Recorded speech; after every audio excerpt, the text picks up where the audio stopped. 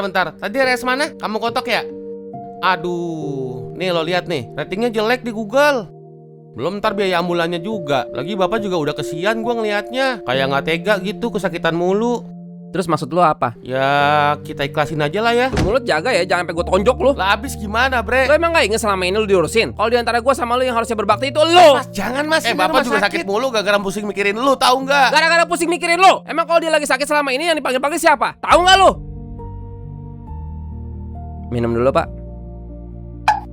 Lah bapak ngompol. Tadi kan bisa panggil aku pak. Si Rojak gak datang.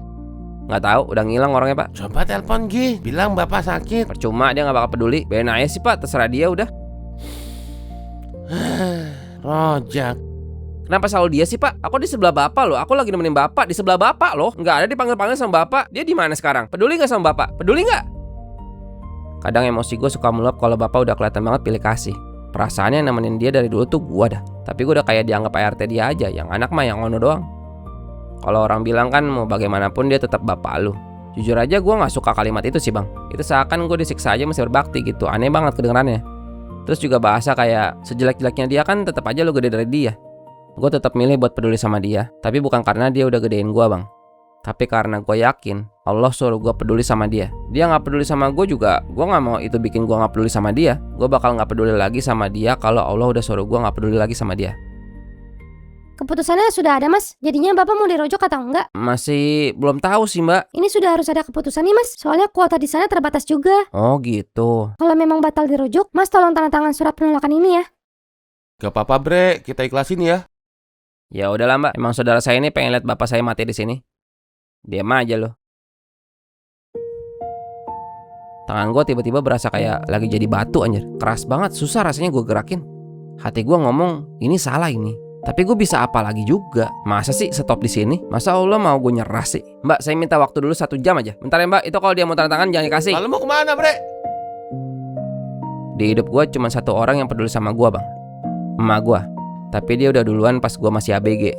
Orang boro-boro peduli, yang ada malah nipu gue, ngusir gue, ngerendahin gue. Bahkan bapak gue aja begini sama gue. Tapi abis emak gue meninggal, gue baru sadar kalau selama ini ada 1 lagi yang peduli sama gue. Allah gak pernah ninggalin gue. Sesulit-sulitnya hidup gue, tetap aja tahu-tahu ada aja jalan keluar. Gue mau orang-orang baik sama gue. Tapi kalau ternyata enggak, Allah tetap bakal baik kok sama gue. Lah kok jelek banget ini? Ya apa adanya sih pak. Tapi insya Allah bentaran doang kok. Kalau udah ada duitnya lagi ntar saya tebus. Emang mau buat apaan kamu Pikri? Buat bapak saya. Dia masih dirujuk ke RS kamu kotok. Oh, si Pak Slamet. Iya pak, bapak saya. Emang sakit apaan dia sekarang? Kata dokter mah dia stroke pak. Allahu Akbar. Udah deh, gak usah digade ini. Butuhnya 1 juta. Lah gak apa-apa pak, buat jaminan aja gitu. Gak usah, bentar.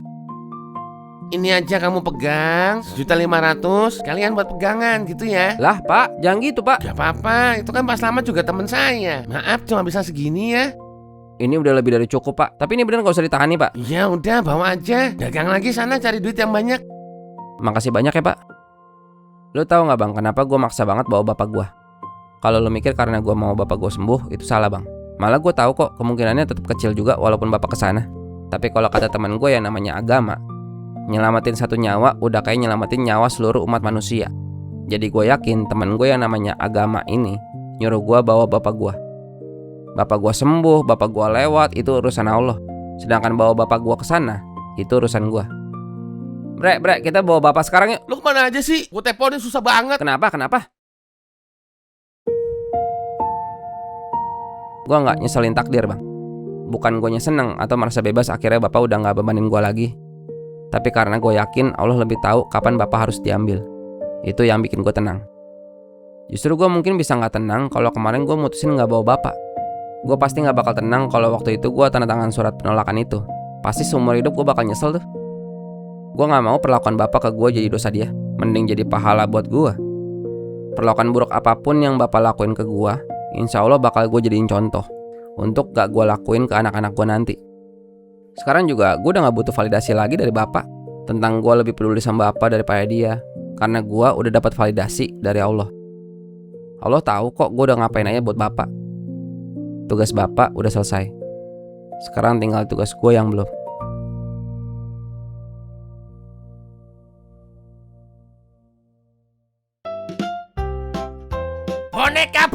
Attitude Nol. Merchandise eksklusif dari TikTok. Kapan lagi Anda? Hah? Apaan? Oh, kurang? Ya udah tambahin bang. Gratis 3 gantungan kunci Bapak Attitude Nol. Lanyard Bapak Attitude Nol. Stiker ucul-ucul TikTok. Dan ada muk ucul-ucul TikTok. Cepetan dibeli. Kalau nggak saya bentuk maksudnya cepetan dibeli soalnya eksklusif cuma ada 300 biji. Langsung aja DM Instagram @tekotokmerchandise atau WhatsApp aja nomor yang ini nih. Bilang, "Woi, gua mau beli bonekanya, Cok. Buruan dibeli sebelum saya bentuk." Maksudnya sebelum kehabisan. Ya itu.